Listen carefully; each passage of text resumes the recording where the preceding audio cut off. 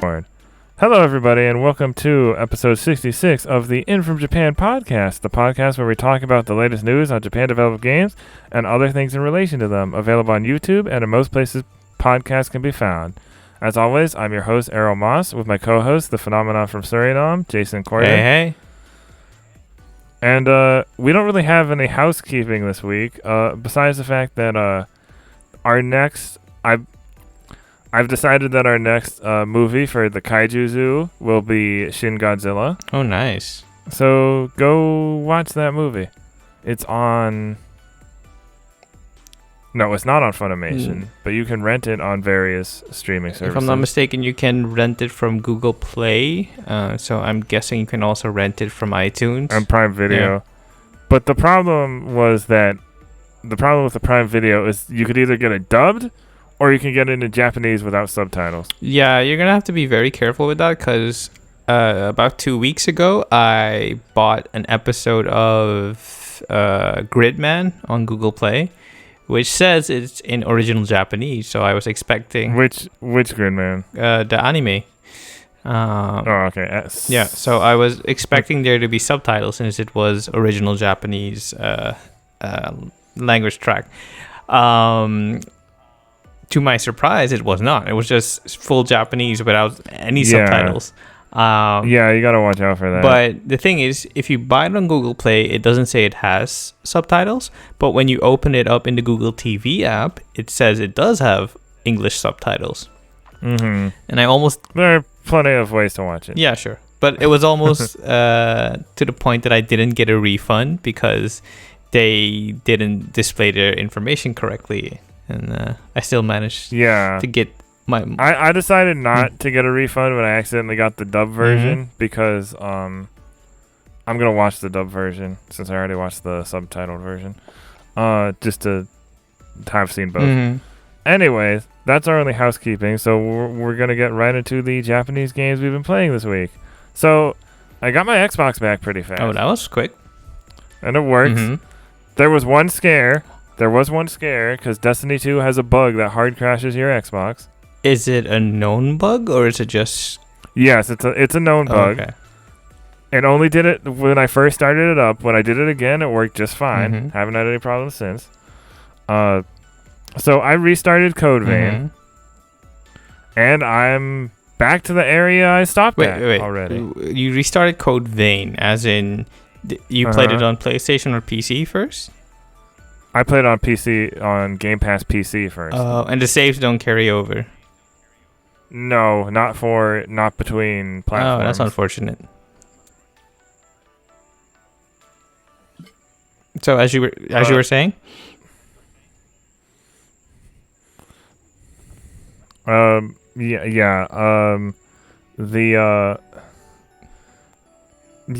I was doing some multiplayer with a friend of the show, Panda Finn. And the multiplayer there is kind of weird. If the host dies, the other person gets kicked out. If the other person dies, they get kicked out. That is unfortunate. And certain cutscenes, they have to leave because the main person can't progress unless they leave with specific cutscenes. So there's like a couple little issues like that. That's kind of dated multiplayer thinking. Yeah, we were joking. I'm like, if they ever make a sequel, they really got to fix that. Okay. And then, but I'm already back. It only took us a couple hours, especially because like I already knew what I was doing. Okay. Because this is all stuff I did before, and. Again, Code Vein is while still having its own set of challenges, it's still, I think, much easier than Dark Souls. So yeah, I'm at the cathedral area where I was. I'm not the exact place I was. I'm just at the start. But I'm glad to already be back there. Okay, cool. So fast. And then I've also been playing a little bit of Final Fantasy XIV Stormblood. I finally got to the area called Kugane, which is kind of just like not Japan. An approximation. And the dungeon before getting there seemed so much like a filler dungeon because or like a filler episode of an anime, because you're on the ship to get there, and then you fight. Oh, I guess it's not really story spoilers though, because it has nothing to do with the larger story. But still, some people in the community are very sensitive for dungeon spoilers. Yeah, so light spoilers, okay. But so like you're on the ship, and then you these things start attacking it. So then once you start that dungeon, you like kind of like crash land on an island and the island is the dungeon. And it's just like a bunch of ghosts. And like even like you fight like a giant skeleton and a weird ghost flower. And even like at the end, Alpha Noah is like, well, I hope I don't have to deal with ghosts ever again. like even the writing of the dialogue seemed like they knew it was just like filler content. Just like, oh, we need to put a dungeon here. Okay. I don't have any like complaints about it. I just thought it was funny. Well, it's not the first time they've encountered spectral beings, I'd say, but no, but it's just the way they wrote the dialogue for that one. Okay. And then besides that, not been playing that much. I downloaded a handful of Game Pass games on my Xbox, so I'll be hopefully trying those out in the coming weeks. Well, from the looks of it, you're starting to go back into Destiny, so there is that. Yeah, well, not that much. I was mostly testing it out. I see.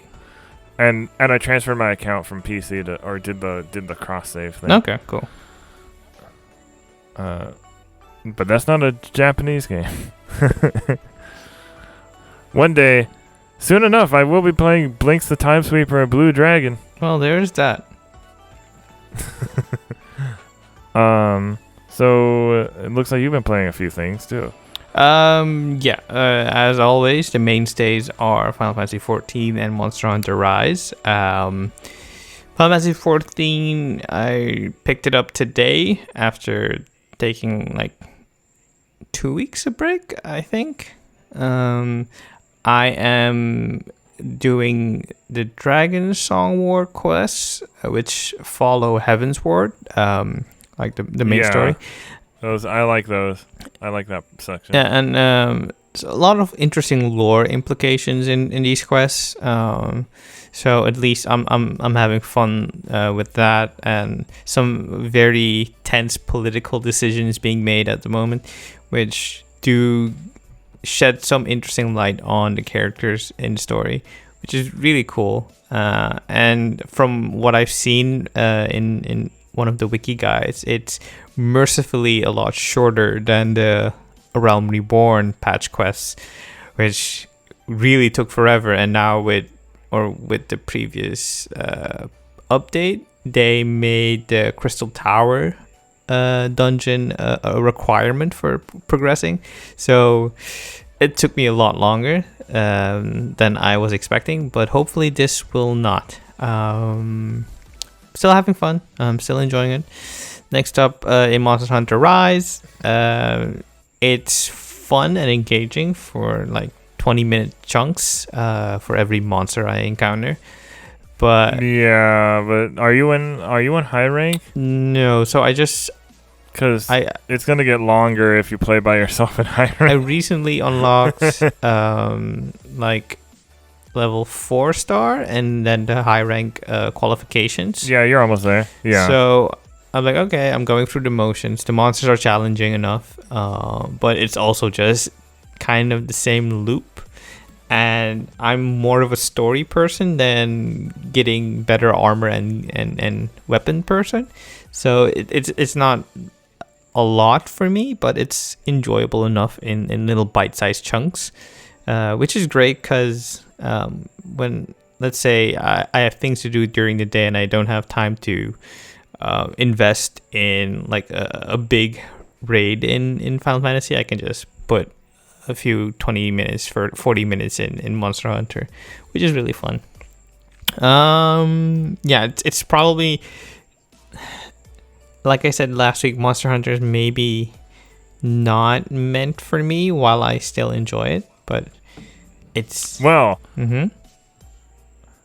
if you don't really like Monster Hunter that much, but prefer a game with a better story, do I have the game for you? Yes, on July 9th. I have heard the Monster Hunter stories gospel before, but we'll see if that takes. And besides that, I've also still been playing Trails of Cold Steel. I'm on chapter 3 now. My other recommendation would be maybe trying God Eater. Has a much more of a narrative. I've already tried God Eater, but I'm not that interested in it. Besides the flashy combat and the same kind of aesthetic you'd see or similar to Code Vein, but if I were to same team, if I were to be playing a monster hunting game, it'd be Monster Hunter. But yeah, I'm overall still enjoying my time with these games. So good. Yeah, good. All right, moving on to the In From Japan J list, where we talk about recent video game related entertainment news. First, we have Children's Hero Onpon Man soars to Tubi streaming service. This is by Paul Chapman for Crunchyroll. Some big news for English and Spanish language fans of Onpon Man, a children's superhero with a pastry for a head created by Takashi Yanase. Tubi, a streaming website owned by Fox Entertainment, I did not know that, will be distributing English and Spanish dubbed versions of 10 of the Onpon Man theatrical anime films by TMS Entertainment. And the first entry, Onpon Man Apple Boy and Everyone's Hope, is already online. The other 9 Onpon Man films that Tubi will release include The Adventure of Happy, Star-Spirited Dolly, Purun the Soap Bubble, The Secret of Fairy Rin Rin, Black Nose and the Magical Song, Revive Banana Island, Nanda and Runda from... I'm not making these up. No. But real quick, Anpan Man is one of the inspirations for One Punch Man. In case no one knows. One of the most popular children's superheroes in Japan. Yeah. Nanda and the Runda from The Star of Toys, Shine, Kulun and the Stars of Life, and Twinkle, Princess Vanilla of Ice Cream Land. Tubi will stream the films in the United States, Canada, Australia, New Zealand, and Mexico. They describe the premise of Onpon Man as follows. Onpon Man, whose head is an onpon, a popular Japanese pastry, is a champion of justice who flies anywhere to help those in trouble, all the while keeping an eye out for his trusty nemesis, Biken Man. So, that's cool that we're getting one of the biggest children's anime series. I mean, yeah, we had Doraemon, we had Crayon Shin-chan, so with Anpanman, I think the trifecta is complete. I told you about the infamous Doraemon dub edit, right? I don't remember. I don't think so. They turned a first aid kit into a pizza. Well, that's an it. It wasn't for kids. It was Disney. That was very interesting. Next is Subaraya Productions announces manga adaptation of Darkness Heals. This is by Kevin N. for Tokusatsu Network. Subaraya Productions' Darkness Heals project will receive a manga adaptation titled Darkness Heals Lily. It will begin serialization starting April 23rd. On April 19th, Subaraya Productions announced a manga adaptation of their Darkness Heals project. Titled Darkness Heals Lily, sample panels of the manga showed Ultraman Belial in Ultraman form, as well as in his human form when he appears before Lily. There's a plot summary. It's basically going to have a lot of villains. It's based on Darkness Heals is a Subaraya Productions project that reimagines various villains from the Ultraman series as dark heroes, namely Ultraman Belial, Dark Zagi, Kamiara, Evil Tiga, and Juggless Juggler. Started in 2018, there have been several events featuring the cast of Darkness Heals, as well as the stage production, Darkness Heals The Live. So I am super excited for this. Alright. Ultraman Belial and Dark Heroes, I love that. Here's a picture for you. I think I've seen it float around the... Oh, that looks cool. You probably saw me retweet. Yeah, that looks cool. And last on the J list, PlayStation Plus Video Pass is a streaming app. Will be tested for a year in Poland. This is by Joe Screbbles for IGN. Sony has confirmed that the PlayStation Pass Video Pass is a trial service running in Poland for a year and will offer 21 movies and TV shows at no extra cost to PS Plus subscribers. Speaking to Spider's Web, Sony's Nick McGuire explains that the pass comes in the form of a PS4/PS5 app, which initially allows PS Plus subscribers to watch 21 movies and TV shows, you mean? Yeah. Including Venom, Baby Driver, and all 6 seasons of Community. McGuire says new titles will be added to that list every 3 months, and no change to PS Plus's price in Poland will be made. McGuire didn't give a set idea of when or if the service would be extended to other regions. The Polish test will allow Sony to see which titles are most watched and how often the app's used by PS Plus subscribers. The movies include Bloodshot, Jumanji The Next Level, Zombieland 2, Charlie's Angels, Venom, Equalizer 2, Baby Driver, Blade Runner 2049, Underworld Blood Wars, Arrival, Sausage Party, Inferno, American Hustle, This Is the End, and Bad Boys. The TV shows include seasons 1 through 3 of Future Man, seasons 1 through 3 of Supermansion, all 6 seasons of Community, the first season of Deadly Class, the 2 seasons of SWAT, and 5 seasons of Lost Girl. Wait, isn't Deadly Class only 1 season? Yeah, that's what I said. Oh. I said You said the first season of Deadly Class. Oh, I said the first season. Like, I don't know. I didn't know it was only 1 season. Yeah, it got canceled after the first one. I mean, it was so good. That's what I've heard. Yeah. But it aired on like Sci-Fi though. Yeah. So and that might have been the issue. If it was on Netflix or something else, it might have been a better fit. But it might have been renewed for new life, like because like that's how I watched the Magicians. The Magicians. Yeah. I still actually need to watch the last season, but yeah. Next up is recommended content other than news from the past week listed out. Links in the description. We have interview Ultraman RB's Yuya Hirata by Nicole Amber for Tokusatsu Network. Toei Tokusatsu World Online cross-team Kamen Rider interview with Takahito Omori, producer of Toei Company Ltd. Heisei Era by Toei Tokusatsu World Official. Oh, official, not online. My bad. For YouTube. Prescription video game could help people who have had COVID by Riley MacLeod. How do I pronounce this last name? MacLeod for Kotaku. Why Nier Matters by Hirun Crier for Eurogamer. Lost Pokemon English names featuring Lockstin by Did You Know Gaming over on their YouTube channel. Our friend of the show and artist Rachel Briggs has some of her art featured in that. It's a great video. Yeah, it kind of reminded me of the article you did on the inspirations behind Pokemon. The kaiju stuff? Yeah, the kaiju one. They did mention that. They did mention that briefly. Yeah. After 20 years making PlayStation golf games, Clap Hands wants a new challenge by Rebekah Valentine for IGN. Dragon Quest XII needs a female protagonist by Austin King for Screenrant. We really need to get Austin King on here.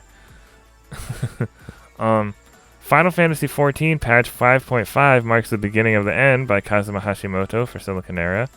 How Tales of Arise reboots the classic RPG series by Kat Bailey for IGN, and we'll talk more about that later. Godzilla is a metaphor for everything in 2021 by Dave Schilling for Polygon. Everyone loves Attack on Titan, so why does everyone hate Attack on Titan by Gita Jackson for Vice. Gita. Gita? Is it Gita? I've never heard it pronounced out loud. It's Gita. Okay, I did not know. It's a highly recommended article. I've only seen it. Nier Replicant Review, Carrying the Weight of the World by Michael Hyam over at GameSpot. I have no idea who that. No, I'm just kidding. That's our friend. That's our senpai over there at GameSpot, still doing that good work. And then I forgot to promote my article last week somehow. How dare you? So, Pikachu versus Genre, Why We Need to Stop Calling Mon Games Clones and Killers by me for Parallax Media. I don't know how I forgot. It's just after finishing that, my brain was like, Also, it's a good article, and you should feel proud of yourself. And it's Hey, the Mon game community likes it, so I must have been doing something right. It's a very enlightening read. So I also highly recommend this to our listeners.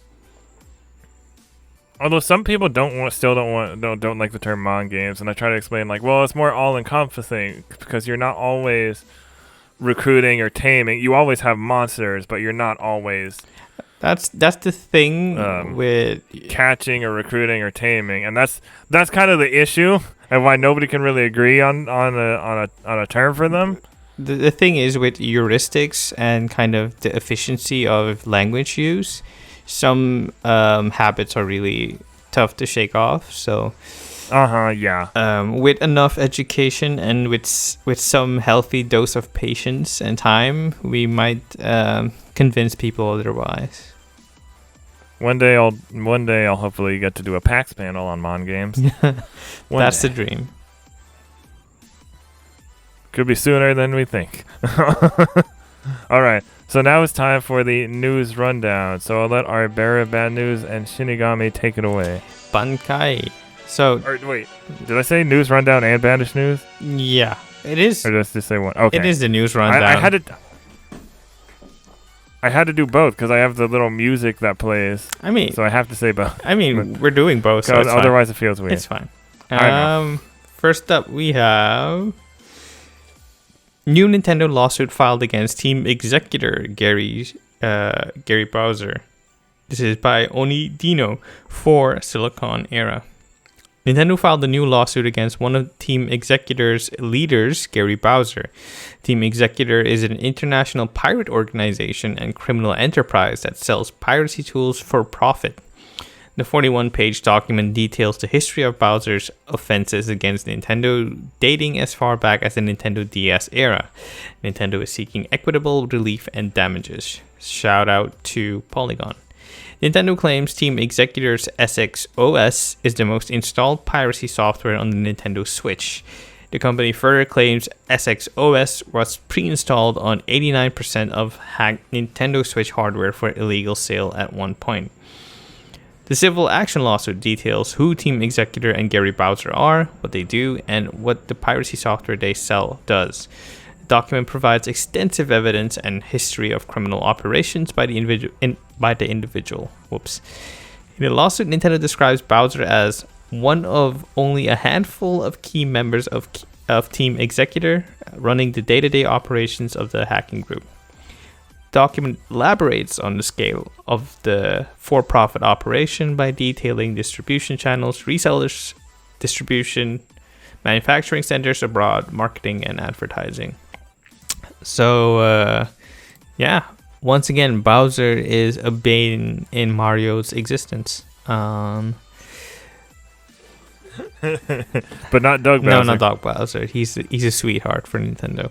So, give the article a look-see if you want to see the full details. Next up is Super Mario World. No, that's not correct. Super Nintendo World could be forced. I mean, they're at this point the same thing. I mean, yeah. Super Nintendo World could be forced to close just 1 month after opening. This is by Ryan Craddock for Nintendo Life. With rising cases and concerns surrounding the coronavirus in Universal Studios Japan's home prefecture of Osaka, the Super Nintendo World theme park could soon be forced to close just 1 month after opening in stores to the public. Earlier this month, Universal Studios Japan had no choice but to limit visitor numbers as daily COVID-19 cases hit record figures across Osaka. With a UK strain of the coronavirus now causing even higher daily cases across the prefecture, Governor Hirofumi Yoshimura has announced that he plans to upgrade its current quasi-emergency status to a full state of emergency declaration. Shout out to WDW News Today. You can click on the article for full details. I mean, we kind of said this when they announced they would open it. Yeah. Whatever you're doing in the world at this moment, it's not normal. We have not reached normal levels of society, of being also, healthy. Also, it very much depends on different bigger cities in Japan seem to not be doing so well as of our next story. That's because the population density is so much higher. Density, yeah. And it But it seems like they're not really taking that into account. Sometimes. There is, or the Super Nintendo world, was it? Yeah. It's probably also a business move where they thought they'd have to recoup some of the costs. But yeah, that's not a good look, man. Next up, Tokyo requests COVID-19 state of emergency from April 25th to May 9th or 11th. This is by Alex Mateo for Anime News Network. The Tokyo Metropolitan Government is asking the national government on Wednesday evening to declare a state of emergency to counter the increase in new coronavirus disease cases and to significantly reduce the number of people out during the upcoming Golden Week holidays. In its discussion with the national government, the metropolis is proposing that the state of emergency lasts from Sunday, April 25th to May 9th or May 11th.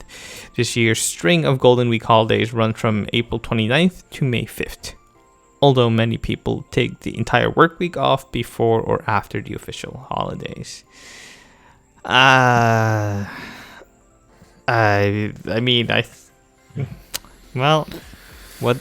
is there to say?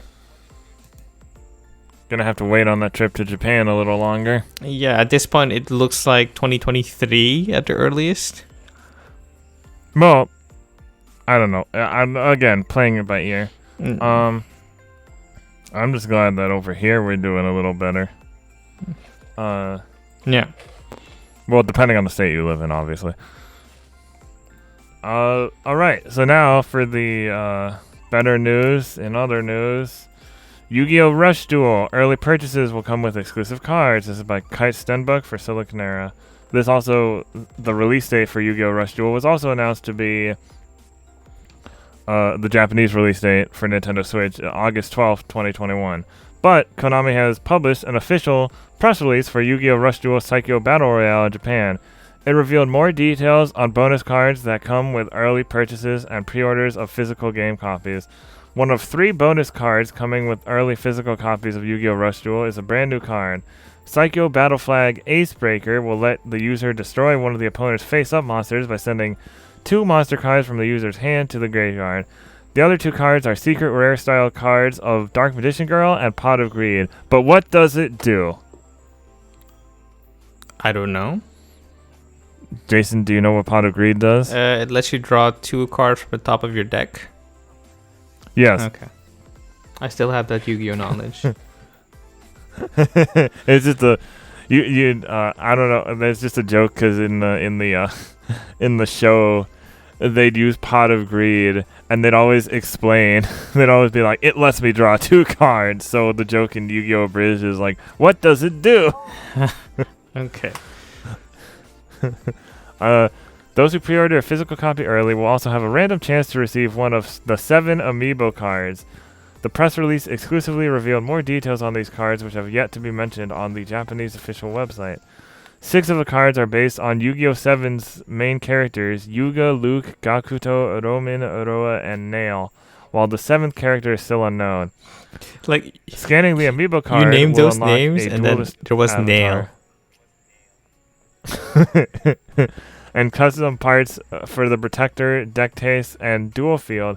Equipping all parts from the same set will allow the user to hear exclusive voices from the character.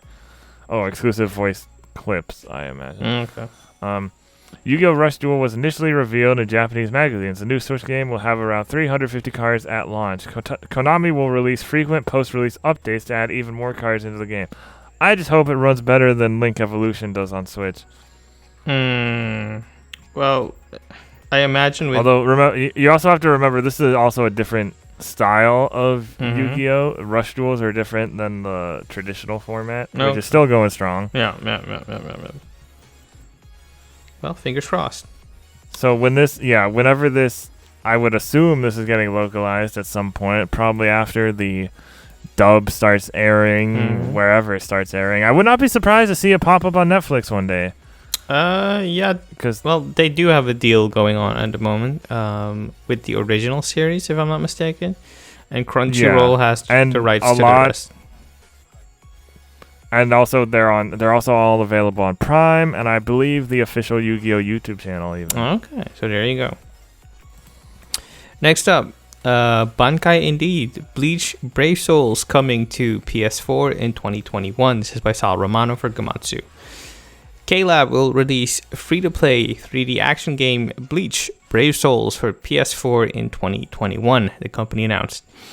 Bleach Brave Souls first launched for iOS via the App Store and Android via Google Play in July 2015, followed by PC via Steam in August 2020. It is available in over 148 countries and regions around the world and has been downloaded over 55 million times. You can click on the article for full details. This is great for people who don't want to play on PC or if they don't have a phone capable of running the game. It's fun-ish, but it's kind of on the easy side, I feel. And you can kind of become buried under all the different resources needed to upgrade and equip your character, so it might be leaning towards the heavier side of the gacha spectrum, so take care with that. I might actually try it. I'll have to watch more Bleach before that, though.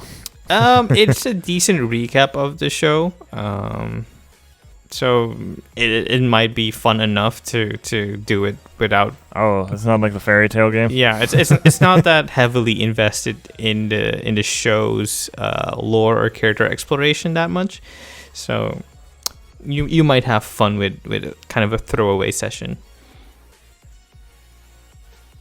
I see. Hang on, I'm putting something. I'm just moving something real quick. Okay. All right. So, next story. Kingdom Hearts Union Cross end of service postponed to June. This is by Kazuma Hashimoto for Silicon Era. Service for Kingdom Hearts Union Cross will continue until June 17, 2021. Originally, service for Kingdom Hearts Union Cross was set to end on April 30, 2021. However, it has been extended in order to properly release the ending, which will now be delivered in 2 parts. Additionally, this means the postponement of the offline mode for Kingdom Hearts Union Cross and Kingdom Hearts Dark Road. The Kingdom Hearts Dark Road Twitter account announced in February 2021 that service for the mobile game would be coming to a close. However, an offline mode will be available for users to access. That being said, some changes will still affect the game once services end. The medal system from Kingdom Hearts Union Cross and playable segments will be unavailable. Players will still be able to access the story through a special theater mode which will contain the events of the game. Kingdom Hearts Dark Road will stay entirely playable, however. Details regarding the finale of Kingdom Hearts Union Cross will be revealed at a later date.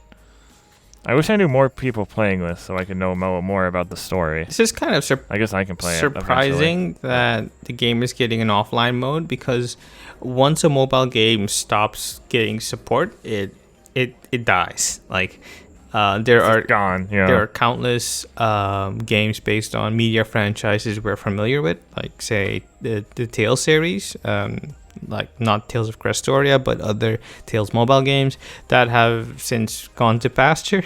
And it's surprising that they still will keep it going with an offline mode. And the thing with Kingdom Hearts is every single game is important to the plot, so this ending could have significant ramifications for the story that ended with Kingdom Hearts 3 and with the story that will be going forward. So keep your eyes peeled. Yeah.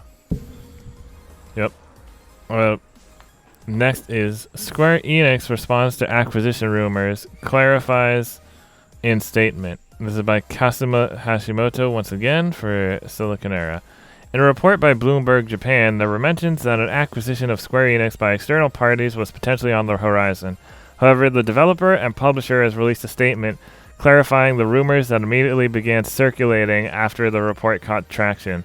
The statement provides clarification on speculation that Square Enix would consider selling the company or any part of its business. Bloomberg Japan's original article sourced two bankers who provided information that several buyers were looking at a potential acquisition of Square Enix. However, no details were shared as to who these buyers were, as nothing was elaborated on in full. Square Enix has since responded with a full statement that reads, Bloomberg has reported today that there is interest from several buyers to acquire Square Enix. However, the report is not based on any announcement by Square Enix. We do not consider selling off the company or any part of the business, nor have we received any offer from a third party to acquire the company or any part of its business. In January 2021, a report surfaced from Bloomberg detailing that Microsoft had once attempted an acquisition of Square Enix. Additionally, the report featured information regarding the rumored attempted acquisition attempts of Nintendo. Stop trying to make fetch happen. Which fetch are you talking about? I don't know. Stop trying to, because people were like, oh, when there were rumblings of this, like, oh, somebody's gonna buy Square Enix, and like I was like, if somebody's gonna buy Square Enix, it's gonna be some big Japanese company that we don't know, that most Westerners aren't familiar with, and that won't matter to us. But then it turns out those rumors weren't even true. The thing for me is there was no indication that Square Enix was set to sell their properties. Yeah, that too. And business-wise, they are going strong. The only, let's say, weaker point of their output recently has been the Avengers game. And that's on the Western side. Sure, but that one is what kind of dragged down the financial results Outriders, from last year. People like last that. financial quarter. Yeah. Mm-hmm. Yeah. It's surprising that Balan Wonderworld and The Quiet Man didn't even put a dent in what was going wrong with the company. So it's like, okay. Balan Wonderworld Game of the Year. I'm going to play it eventually. We're gonna get Bella on to talk about it at some point. Sure. It'll be our Balan Wonderworld special. I predict that will be like 2 hours of me complaining nonstop, but we'll see. It's just a huge argument, and I just don't even do anything.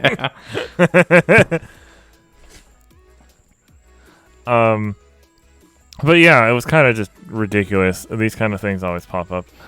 Also, in other Square Enix news, they're set to make announcements at E3 2021. So look forward to that. Water is wet. Yeah. Game developer announces game. Yeah.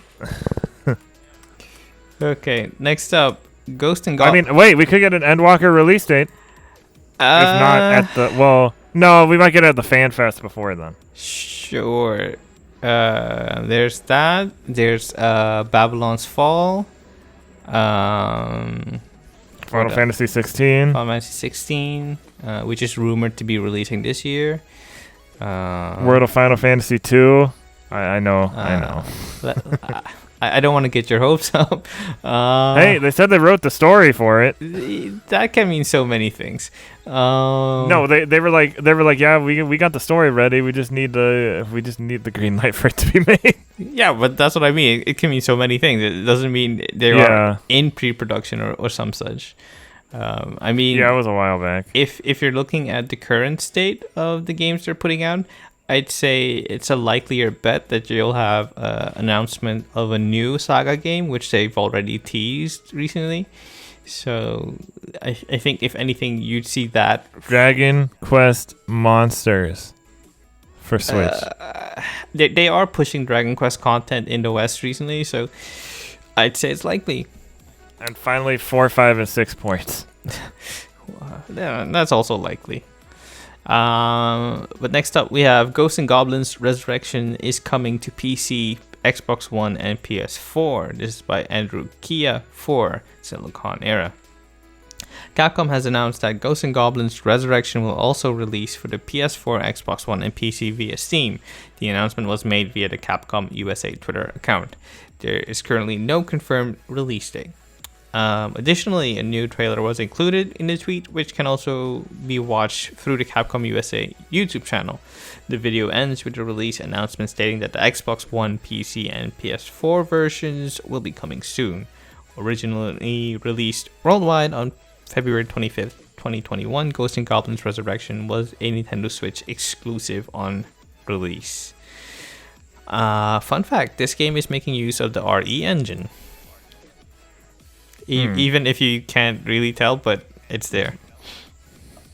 The Reach for the Moon engine. Yeah, I still have nothing for that. It's the next story. Yeah, go ahead. PS5 breaks another huge U.S. sales record.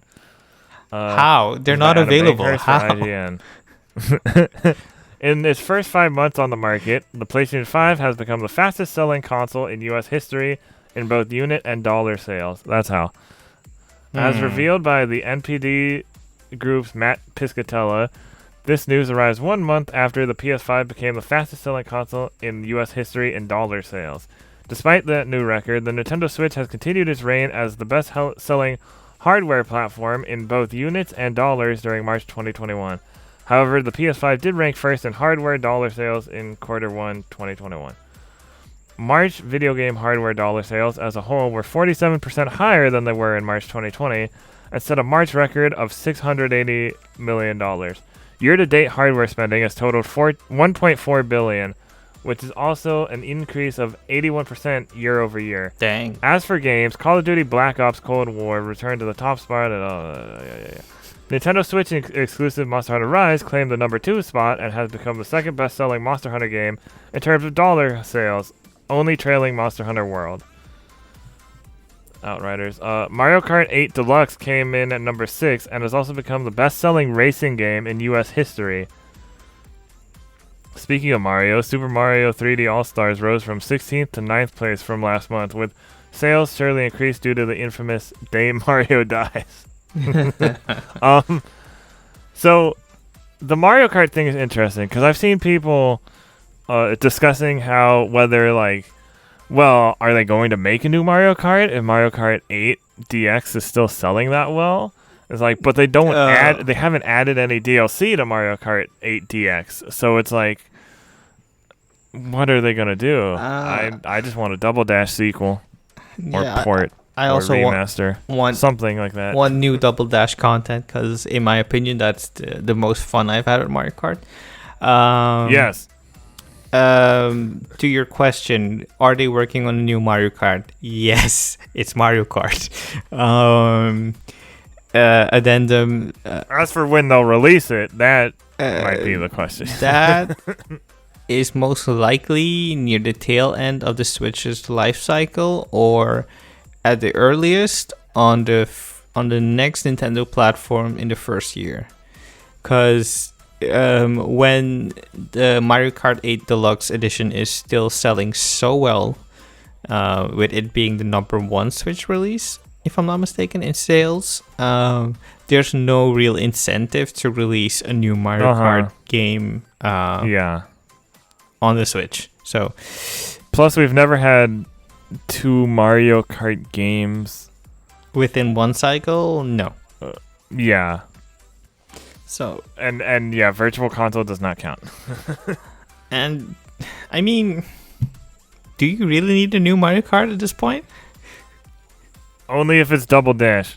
No, I mean, like, if it's another traditional Mario Kart, do you really need a new one? Oh yeah, no. If it's another traditional one, no. Mario Kart 8 DX is fine. I had it. I should probably get it again. So soon? I grew up with. So I didn't grow up with Mario Kart. I grew up because I didn't have a Nintendo 64. I grew up with Crash Team Racing. Wait, you didn't play it on the SNES either? I didn't play Mario Kart until Double Dash. Wow, at my friend's interesting. house. And then I didn't own a Mario Kart game until Mario Kart DS. Oh. And I've only really played DS and then Mario Kart 8. I see. Those are the ones I played the most. Yeah. Oh. I had 64 on Wii Virtual Console, but it's also Mario Kart 64. I don't like that one that much. Really? I mean, it's not bad. It's just kind of dated compared to the the other ones. That is a true statement, but having been there back in ye olden days. Oh, I did have Double Dash. Wait, I'm wrong. I did have Double Dash. Because I played it on my Wii a lot. Yeah, I had Double Dash for a while. Yeah, but having been there in that's the best the one. olden times and having played Mario 64 on the 64, it was a lot of fun for its time, and it still has I'm sure it was a lot of nostalgic value for many of us. I still need to get the Crash Team Racing remake. I hear it's very challenging but very good. So I think you'll have a lot of fun. The original. Yeah. I played I rented it from Redbox back when that was a thing. Okay. Okay, next up, we have PlayStation Store on PS3 and PS Vita will continue operations. This is by Jim Ryan for the PlayStation blog. That's a weird way of putting it, but it's true. Recently, like journalist upstart Jim Ryan. Recently, we notified. Never heard of him. He must be new. Yeah. Recently, we notified players that the PlayStation Store for PS3 and PS Vita devices was planned to end this summer. Upon further reflection, however, it's clear that we made the wrong decision here. So today, I'm happy to say that we will be keeping the PlayStation Store operational for PS3 and PS Vita devices. PSP Commerce functionality will retire on July 2nd, 2021 as planned. So, good news all around, and as promised, the longest sigh. Just make sure you actually purchase games. If you want to still purchase games from here, do it so they show interest. So they're like, maybe there is something here. Well, Janet Garcia on Twitter, XIGN, current cohort of MinMax Games, had a very excellent tweet on the matter where she says like, oh, I can't wait to not buy any games and feel guilty about them and still not do anything about it, or something to that effect. And I'm like, yep, that's true. But if you buy these games, okay, the Xenogears is stuck on there, and some other stuff. So the thing I was gonna say was, when I originally read this post, it seemed like they were saying the PS3 catalog and the PS Vita catalog are staying intact online, but the PSP catalog is going offline for good. Yeah. But, excuse me. Upon rereading this, it seems to me that the PSN store on the PSP is shutting down for good. So you'll still be able to buy PSP games on the Vita, or play them on PS3 if that was a possibility. I'm not certain, but I should ask for clarification on this, but it seems to be the case. Otherwise, a lot of games will be stuck in limbo forever if they are not rescued with the PSP. If they're not ported to other places. Store closing down. Next up, we have more Jim Ryan news. Jim Ryan says PlayStation has been quietly investing in PS5 exclusives. This is by Tom Ivan for VGC. Speaking to Nikkei, which has a paywall, and the article has been mercifully translated by VGC. The PlayStation boss said that the company has been quietly investing in the creation of first-party software and that it could pursue further M&A opportunities to bolster its in-house development capabilities. We have been quietly but steadily investing in high-quality games for PlayStation, and we will make sure that the PS5 generation will have more dedicated software than ever before, Ryan said. We have repeatedly engaged in mergers and acquisitions, including Insomniac Games in the US. We will not rule out that option in the future. So, good news, maybe? Today, they did announce a new multiplayer venture for PS5. From ex-Halo and Destiny devs, if I'm not mistaken. So it's a promising start. So yeah. They said, don't you lie to me, Jim Ryan. How so? How is he lying? Just when he said stuff about the Japanese gaming community and such. PS5 has included a lot of software from Japanese developers since its early stages. We will continue to strengthen our ties with Japanese developers and release content for PS5 that fits the Japanese market. Well, yeah, we'll see about that.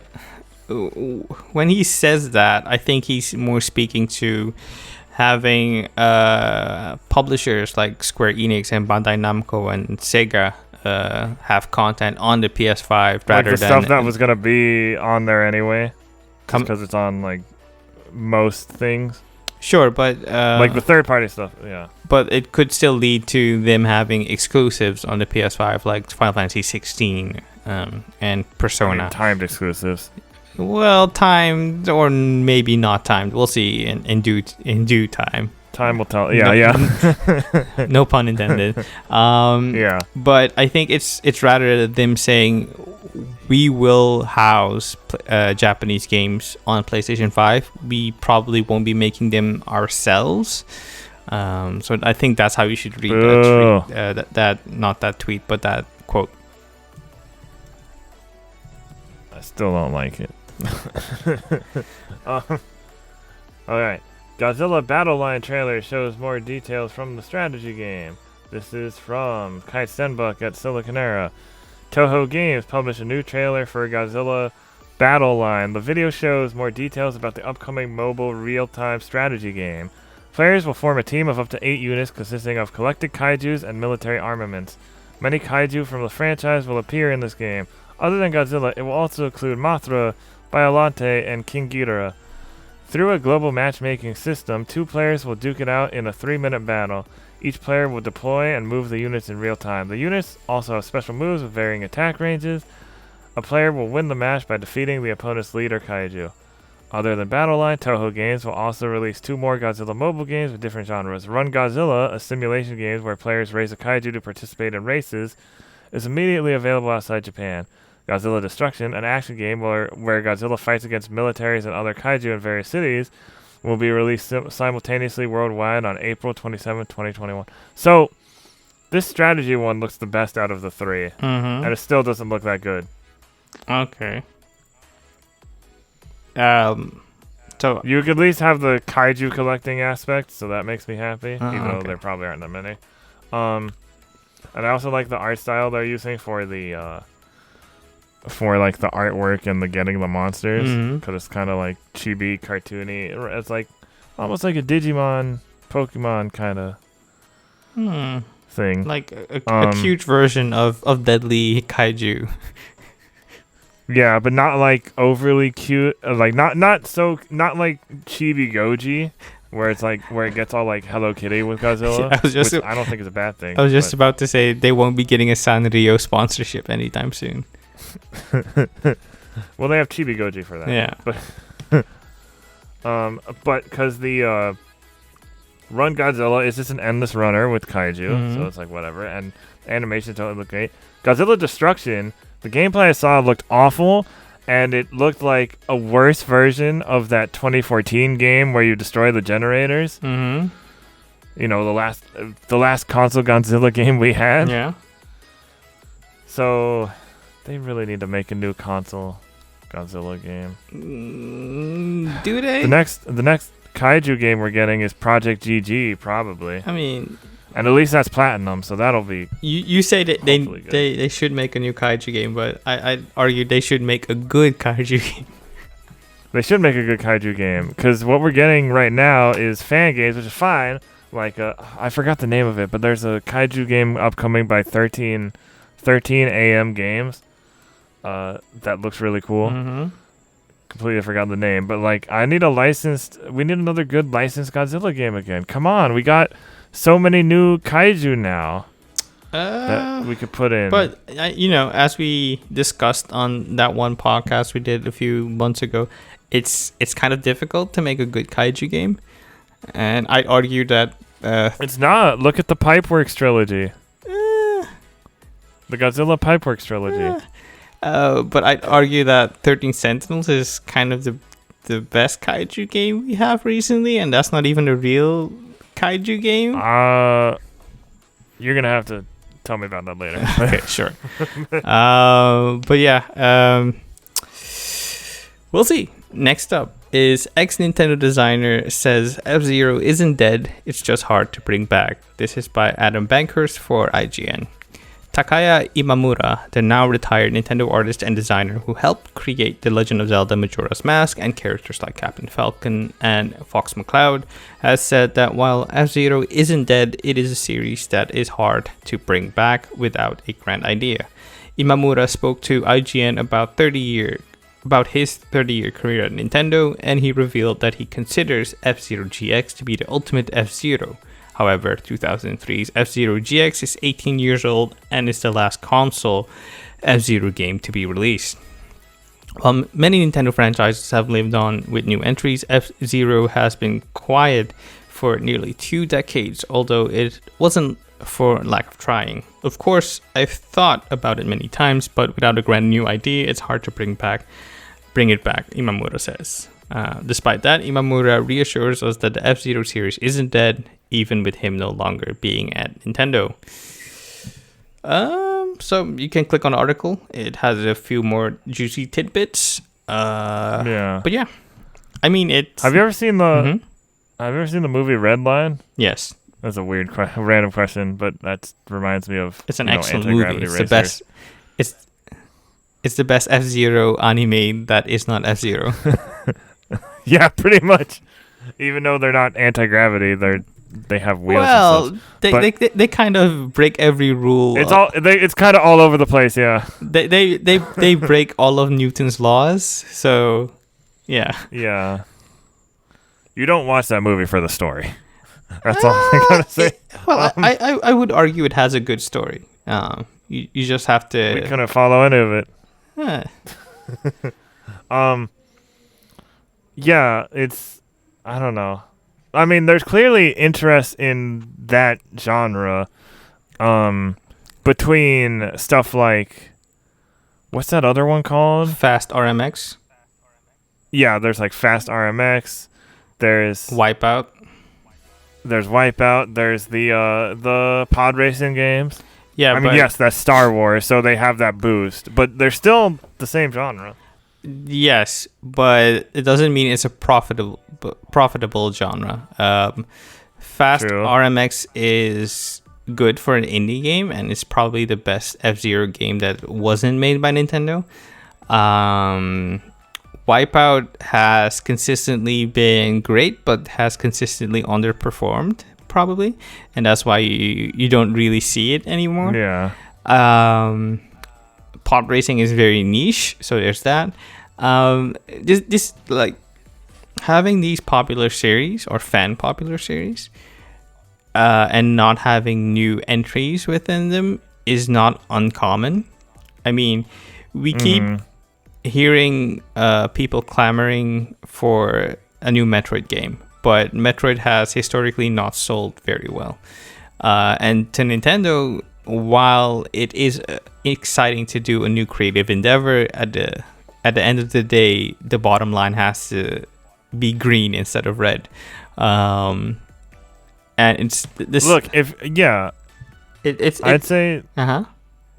And I know it takes money and effort still, but I'd say try porting some of the older F-Zero games.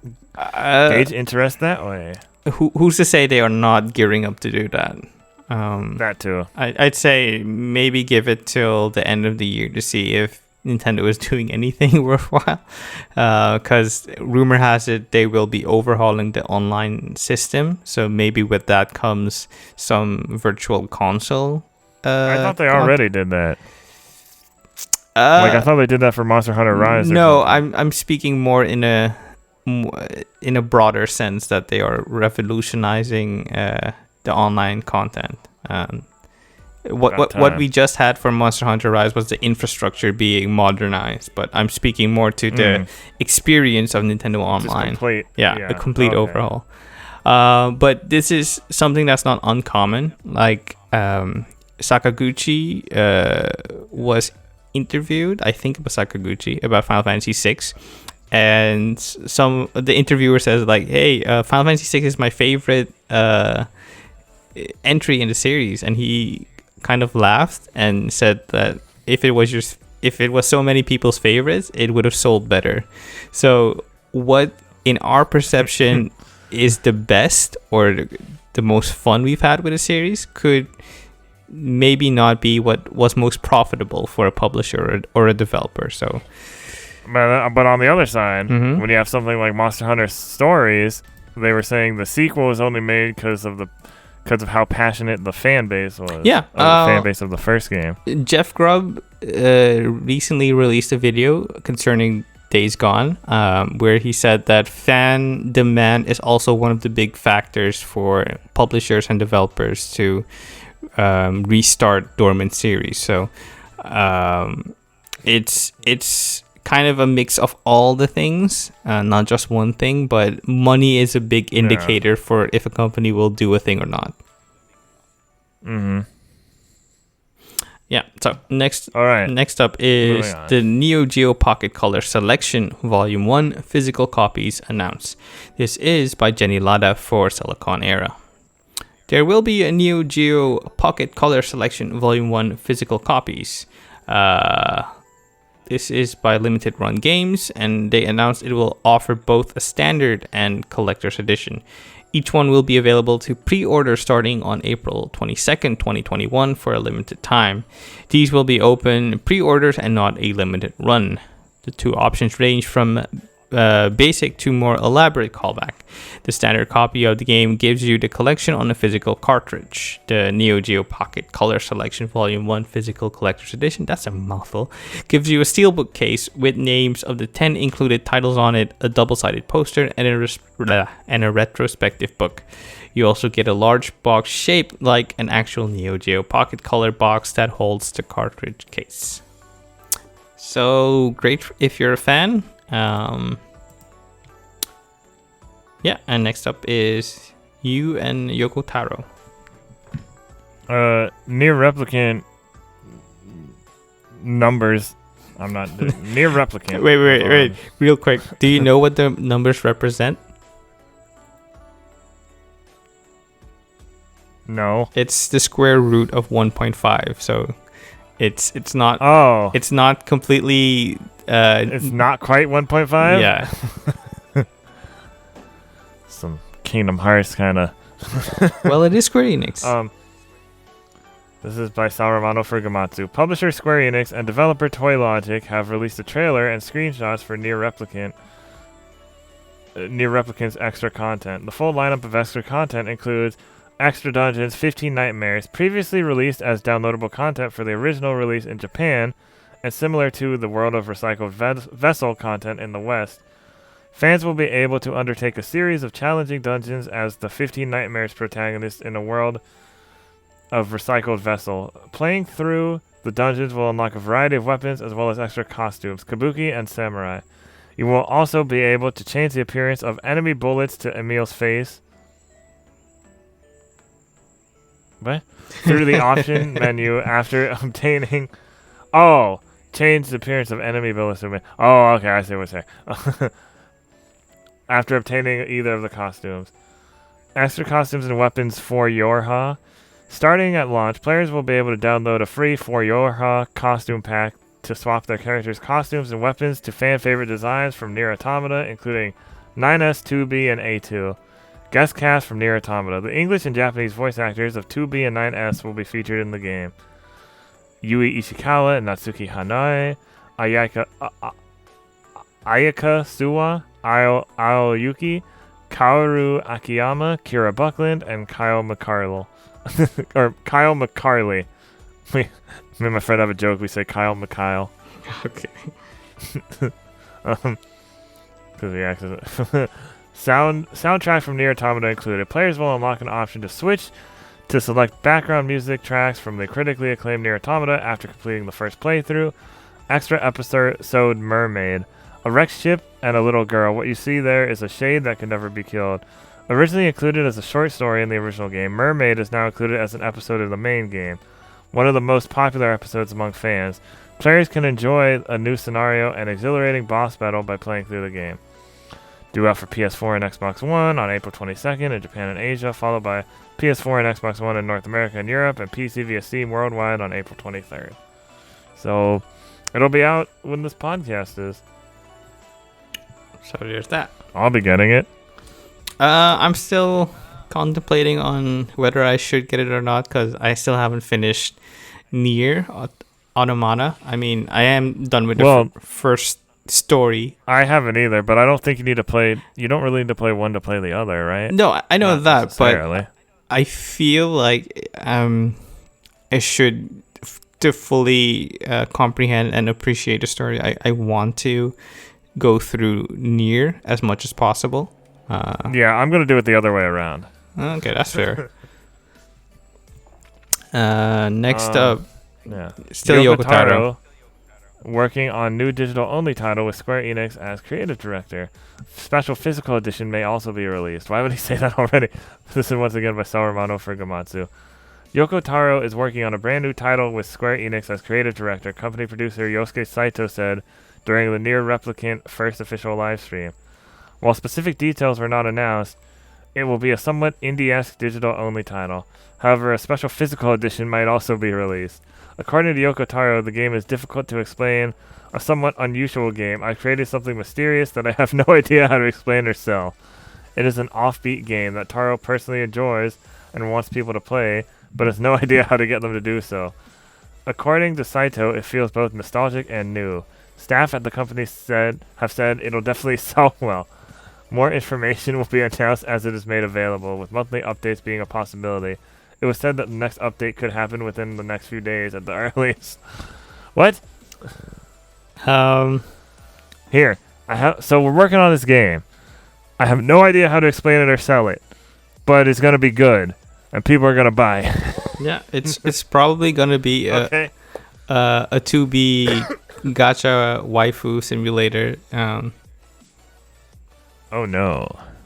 I mean, it's not nothing. And people will definitely buy it or download it.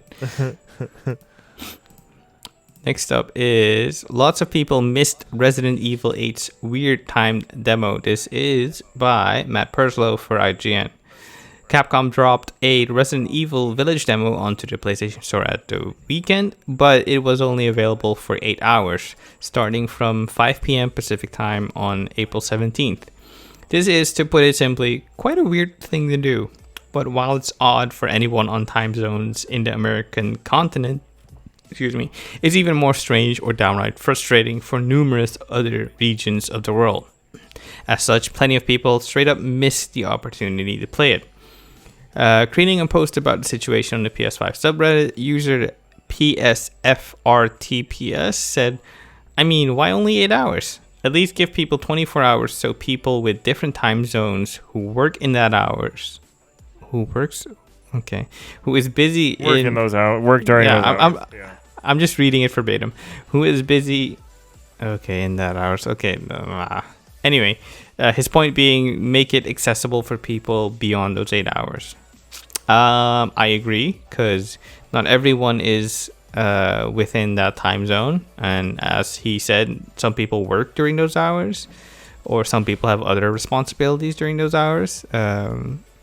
It just doesn't gel well with accessibility, and it seems like they were trying to create hype for the game more than anything else. So not a good look.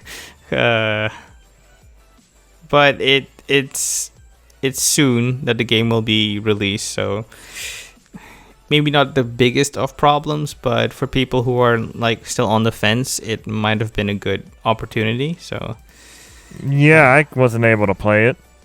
I downloaded it, and then I was like, all right, so I should still be able to. Oh, wait, you downloaded it? I thought you weren't the biggest RE fan. Yeah, but I said, like, after talking to Kevin and stuff, I'm like, yeah, maybe I'll try it. Okay. But then, I couldn't. So yeah. Well, there goes that.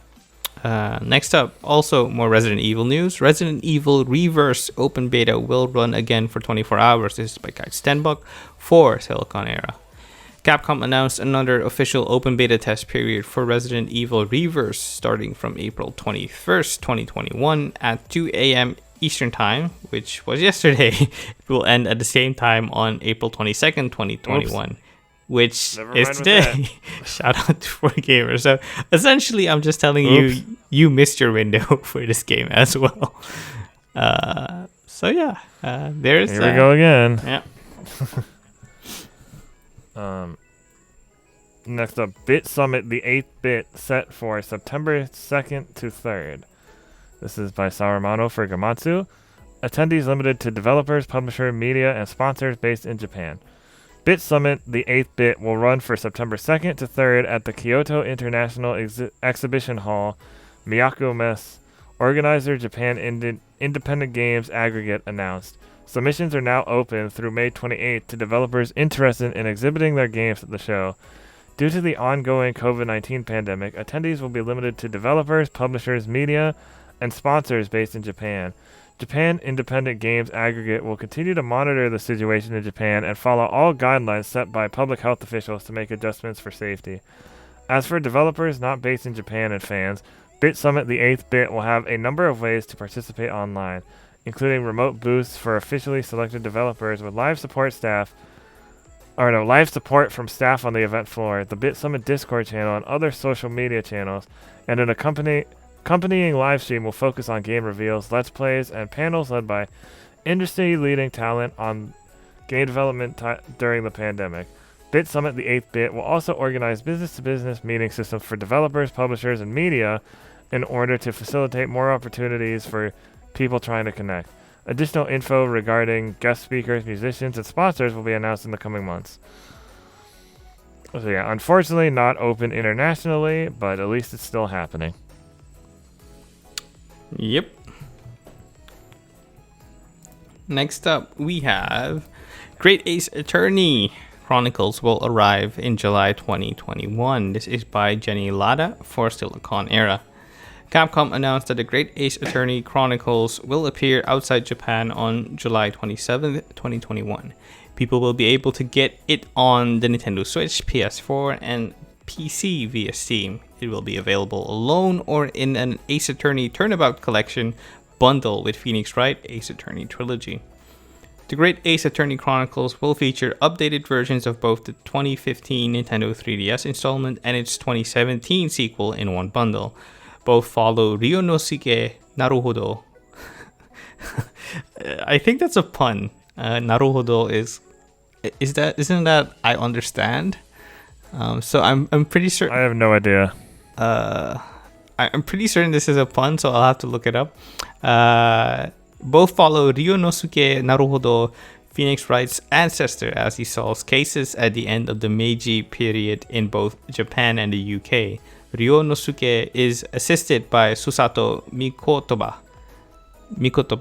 Kazuma Asogi, and Herlock Sholmes and Iris Wilson. As with other Ace Attorney games, cases are divided into investigation and trial periods, with Baroque von Zieks acting as a prosecutor in court. There will be 10 episodes and 8 mini escapades. You can click on the article for a full breakdown. So, real quick, Herlock Sholmes might sound funny and is legitimately funny, but the reason they aren't using Sherlock Holmes while he's in public domain is that I think there are 10 books that are still within the purview of the estate, and they contain stories of Sherlock Holmes being emotionally complex compared to his earlier exploits, where he's kind of this stilted sociopath, as you might call him. So the Sherlock Holmes you know from the BBC and the Robert Downey movies, those are based on the Sherlock Holmes from public domain. The Sherlock Holmes, which should have inspired Herlock Sholmes, is still not public domain. So that's why you don't see the name, even though it's very obvious. But it's a clever workaround. Next up, Virtua Fighter 5 Ultimate Showdown. for PS4 added for PlayStation Store in Japan. This is by Sal Romano for Gamatsu. Virtua Fighter 5 Ultimate Showdown for PS4 has been added to the PS Store in Japan with the ID CUSA 2138 and Asia with the ID CUSA 27067. The listings are not yet publicly available. The Japanese title is Virtua Fighter Esports. So Virtua Fighter hype. This is great. They did announce that they would be making a comeback of some sorts, and seeing Virtua Fighter in this capacity is really cool. I've never really played a Virtua Fighter game. I think I played 3. I'm not certain, but I played. They have, which one is it? I think 1 or 2 of them are available in Yakuza 7. Yeah. So that's how I played. I wanted to show my friend who she doesn't like play games that much. So I wanted to. I haven't done it yet, but I wanted to show her like, yeah. So this is Virtua Fighter 5 or whatever, and I was like, oh, cool. And then I'd be like, go out of the game. It's like, so this is the actual game. That would be cool. Maybe do it for a YouTube clip. Yeah, that would be pretty funny. Yeah.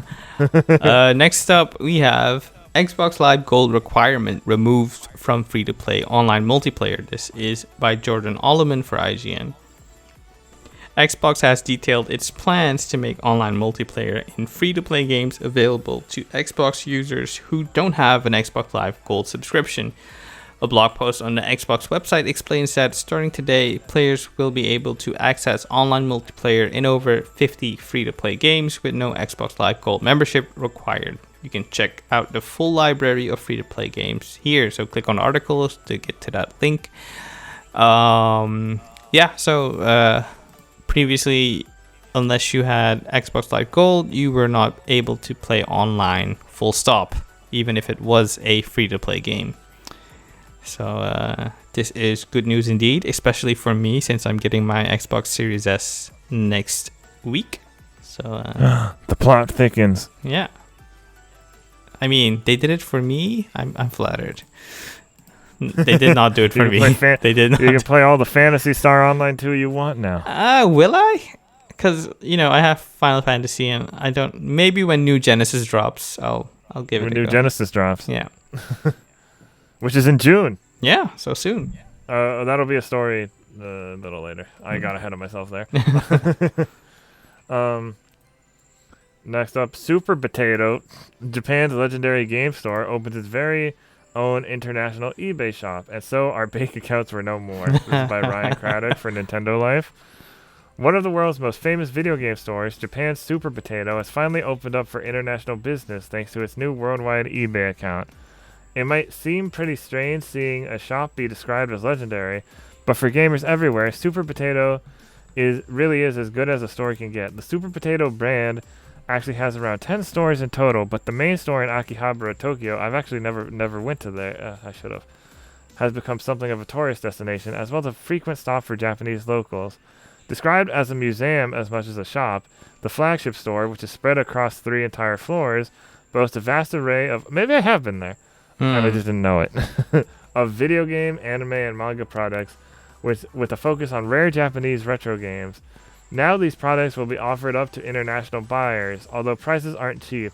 According to eBay, some of the store's featured items are way above average in the price department.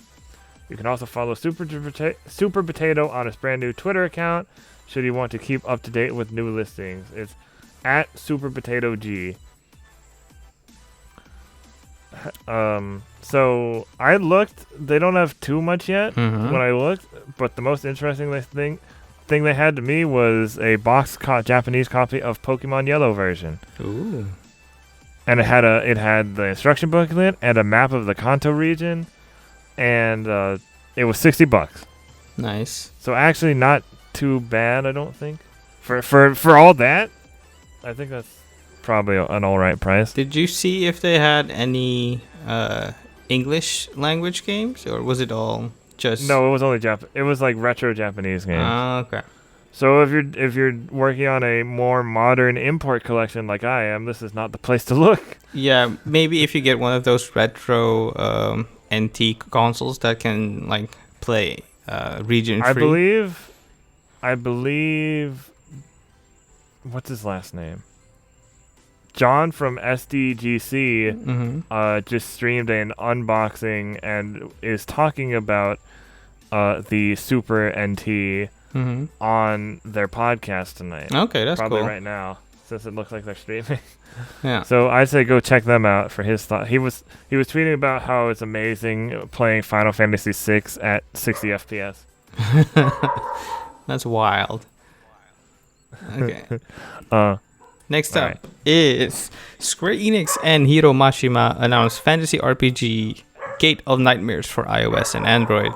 This is by Sal Romano for Gamatsu. Square Enix has announced Gate of Nightmares, a monster summon fantasy RPG for iOS and Android featuring character design and world creation by fairy tale creator Hiro Mashima, scenario by Jin Fujisawa, and music by Yasuharu Takanashi. Prior to the launch official service, Square Enix will hold a test version hands-on event where users can experience the game in a development environment.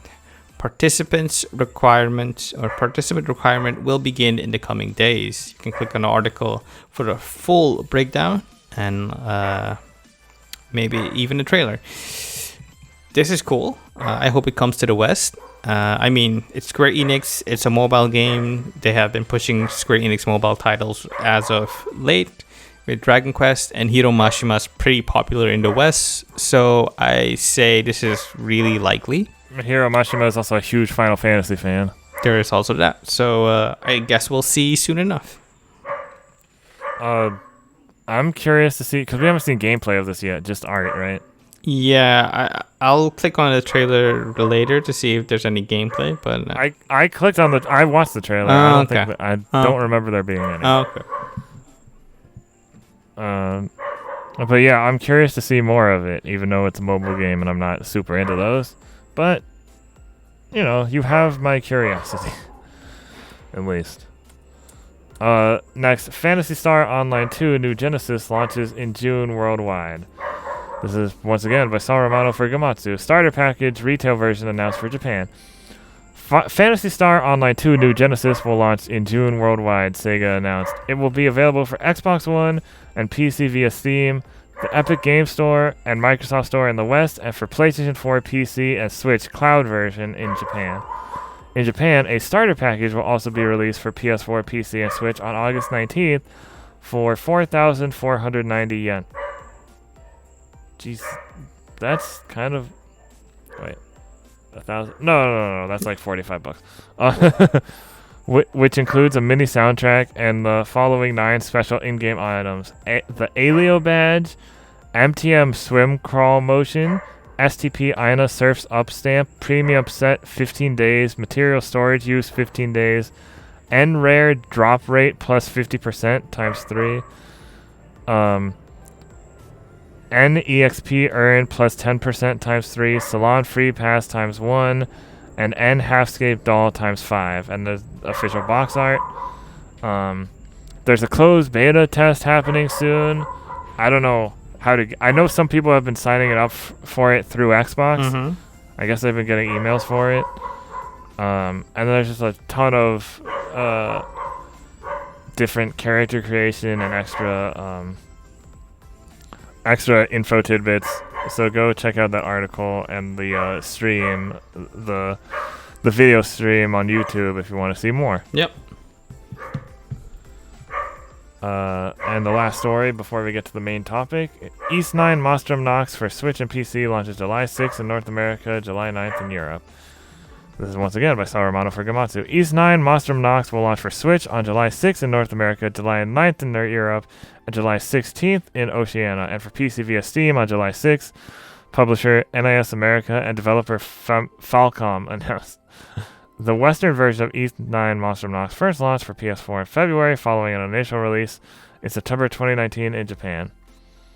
So yeah, that's all for that. I wonder if I'll get the PC version instead of the Switch version, while I really kind of love the portability of it all. And it probably would feel excellent in a portable form factor. Yeah. Yeah. We'll see. Yeah. I can always try to send my copy to you. I'm not using it. It's just sitting there. There's that. Okay. Let me just use my throwing arm and just throw it in the right direction. Wow. Next up, the main topic, which is the main topic. Tales of Arise. Tales of Arise adds PS5 and Xbox Series version, launches September 10th. I'll read it real quick for you. This is by the one and only. I'm clapping. This is by Sal Romano for Gamatsu. Woohoo, we did it. We got a release date. Tales of Arise will launch for PS5, Xbox Series, and PS4, Xbox One, and PC via Steam on September 10th. Worldwide, Bandai Namco announced. Well, I did predict that it would be happening soon. The PS5 and Xbox Series versions are newly announced. In Japan, the console versions will be available a day earlier on September 9th. The game is available to pre-order now both physically and digitally across all platforms, and it has also a very neat collector's edition. The following pre-order bonuses and special editions were also announced.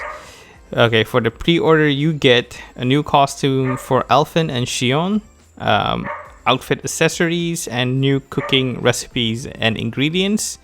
If that surprises you, cooking is a mainstay element of the Tales series. The digital deluxe edition features a premium item pack, contains gold, cooking items, and boosts, premium costume pack, 8 full costumes and 6 accessories, and a premium travel pack, better cooking and crafting abilities, and discounts in shops. And the digital ultimate edition features all content found in the digital deluxe edition, additional costumes for playable characters, and special costumes in collaboration with other Bandai Namco franchises. From the looks of it, it's... Yeah, I can't tell. I really can't tell which other franchises they'd be referring to. Also, Mm-hmm. so this is about the collector's edition. Our friend Cameron Hawkins noticed that the website also has an exclusive steelbook for Scarlet Nexus that people might have not been aware of. Okay. Moving on, the collector's edition sold exclusively through Bandai Namco's online store features standard edition of Tales of Arise, exclusive 18cm Alphen and Shion figurine, a steelbook case, 64-page hardcover art book, and a physical CD soundtrack. This is from the producer. We want Tales of Arise to represent a new milestone for the Tales of franchise, said Tales of Arise producer Yusuke Tomizawa in a press release. The game has a new artistic direction, making the most out of the Unreal Engine 4 in parentheses, and our newly developed atmospheric shader to push the graphics and quality and make players feel like they are in a painting. With a story that is more mature and hits on more essential themes than previous games, we hope players will be fully immersed in Alphen and Shion's journey. We can't wait for you to be able to play the game later this year. Do you want me to read the overview? If it's super long, we can. It's super long, so if you're interested, click on the article on Gamatsu. So yeah, there's a ton of stuff. There was the interview we highlighted earlier from Kat Bailey over at IGN. There was some very interesting information where producer Yusuke Tomizawa says that a reboot is correct description for this title. It's closer to the original games than you might think.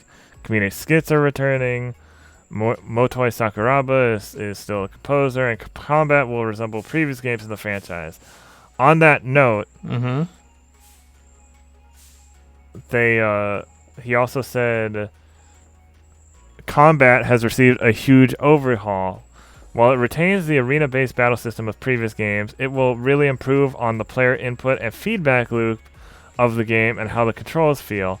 It will include an evasion and countering system similar to the one in Tales of Graces, which Tomizawa refers to as very highly rated for its combat, as well as the ability to actively switch between party members, which has its own unique, interesting mechanics.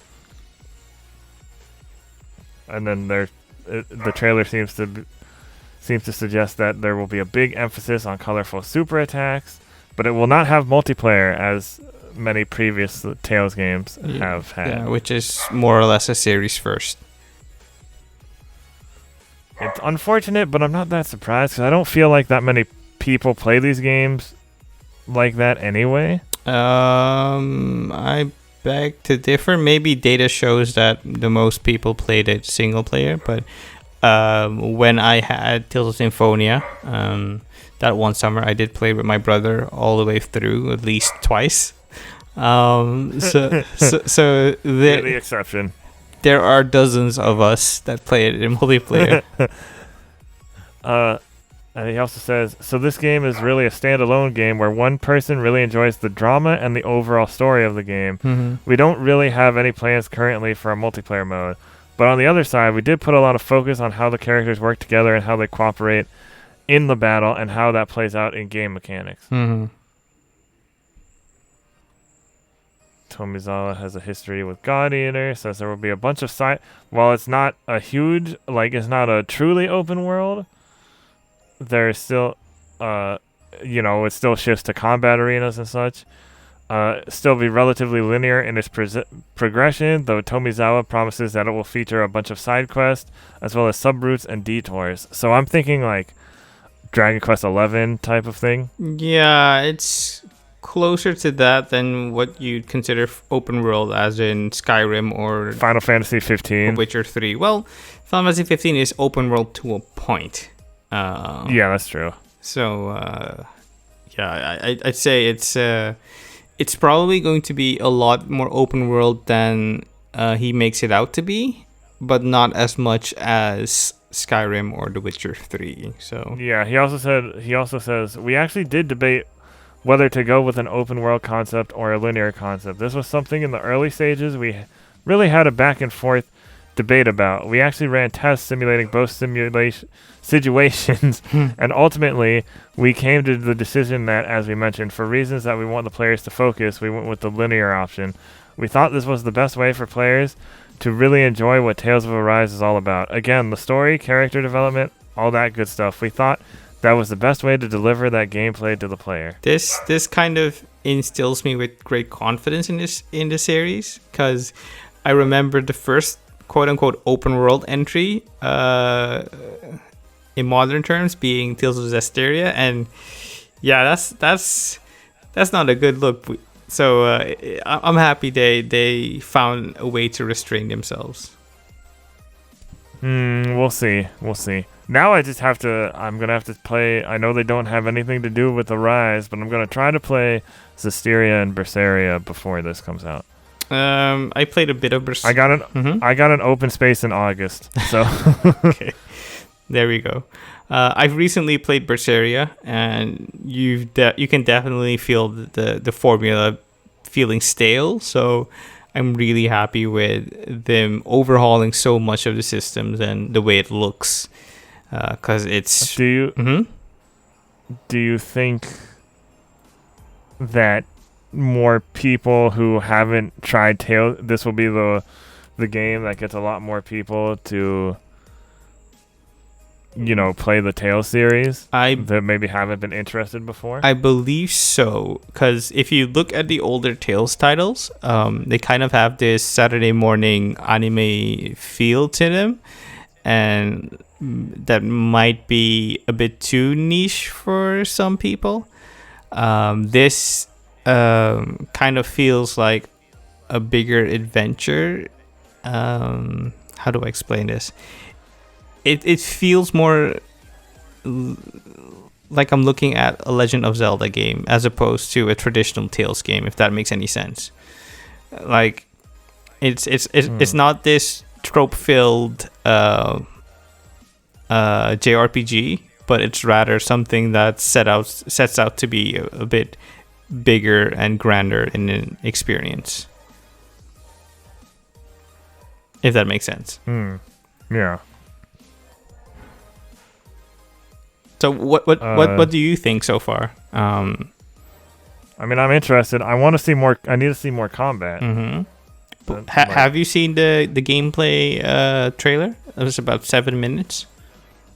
Did they have a new one or the older one? They released it today. So you had the launch trailer, the environment trailer, and there's a combat trailer. 7 minutes of gameplay. Did it 11 hours ago. Okay. That's the one, right? 7 minutes. Yeah, that's the one. It looks really neat, really colorful, as they say. I'm interested to see how it plays because Berseria is also very action heavy, but it can also feel very button mashy and not as satisfying as, say, a character action game. I like how quick this looks. Yeah, it looks a lot more like a character action game than a traditional limbs Tales of RPG. So I'm definitely interested in seeing how it. Do we know? Do we know how many other characters there are going to be in the party, or is it just these two? There are 4 in total. Okay. In the trailer, you saw Rinwell, which is the magician, and Law, who is the kind of monk-esque class, the hand-to-hand fighter. So there will be 4 characters at the very least, but Tales parties can grow to a massive size to, I think, 7 or 8 probably. So I'm pretty sure in the latter half of the story, you'll get more party members. Yeah, I'm excited. Yeah, so we finally have a release date for one of the biggest biggest new JRPGs of the year that aren't that isn't a remake or port or sequel even. What I really like about this is that it has a cohesive art style, because the last few Tales game were kind of a mishmash of various character designers, and while that's was the last one Berseria? Yes. I mean, not counting Christoria. Yes, the last one was Berseria. Yeah, so it's not uncommon in JRPGs, but I like it when there is one kind of main design carrying the game through. It just looks better, in my opinion. And I also like how it's a lot more grounded and easier on the eyes. I'm happy with how it's shaping up. I'm eager to play it. And I wonder if it'll get a demo. Traditionally, Tales games have gotten demos, so I'm sure it might. But it's also coming so soon that it's. I guess we'll see. Yeah, we'll see. I'm happy. Animation is also being done by UFO Table, who are just great. Come again? Who are great. Yeah, they are great. Great. Yeah. And they did say this will have the most animated cutscenes ever for a Tales game. So there is that. And I'm interested to see if Tales is able to hold on to the number 3 spots of JRPGs. We have breaking news. We do? Not regarding Tales. The next Monster Hunter digital event has been announced for April 27th, and it will include Monster Hunter Stories 2, Wings of Ruin, and Monster Hunter Rise. Oh, there we go. Speaking of Monster Hunter. Anyways, yes, Tales. Yeah.